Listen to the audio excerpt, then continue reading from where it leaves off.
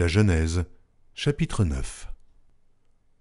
Dieu bénit Noé et ses fils et leur dit : Soyez féconds, multipliez et remplissez la terre.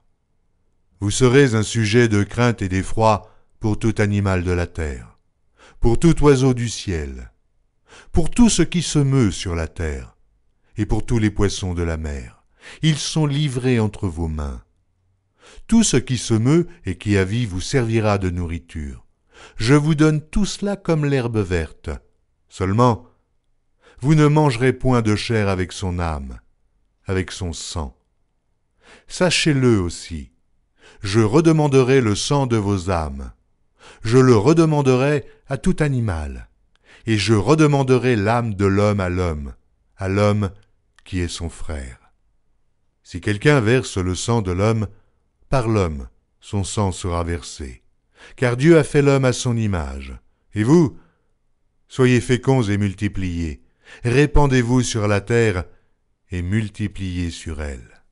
Dieu parla encore à Noé et à ses fils avec lui en disant : Voici, j'établis mon alliance avec vous et avec votre postérité après vous, avec tous les êtres vivants qui sont avec vous, tant les oiseaux que le bétail, et tous les animaux de la terre, soit avec tous ceux qui sont sortis de l'arche, soit avec tous les animaux de la terre.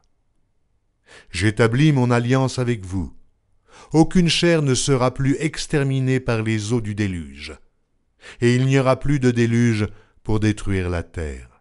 Et Dieu dit : C'est ici le signe de l'alliance que j'établis entre moi et vous, et tous les êtres vivants qui sont avec vous, pour les générations à toujours.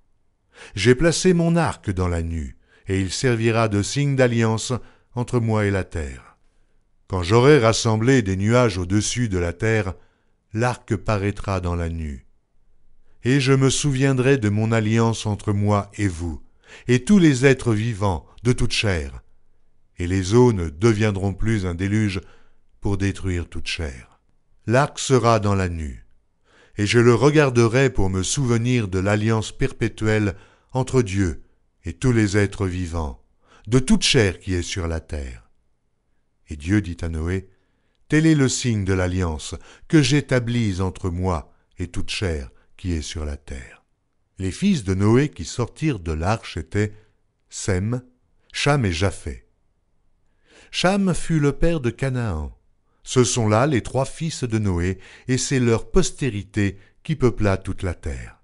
Noé commença à cultiver la terre et planta de la vigne. Il but du vin, s'enivra et se découvrit au milieu de sa tente. Cham, père de Canaan, vit la nudité de son père, et il le rapporta dehors à ses 2 frères. Alors, Sem et Japheth prirent le manteau, le mirent sur leurs épaules, marchèrent à reculons, et couvrirent la nudité de leur père. Comme leur visage était détourné, ils ne virent point la nudité de leur père.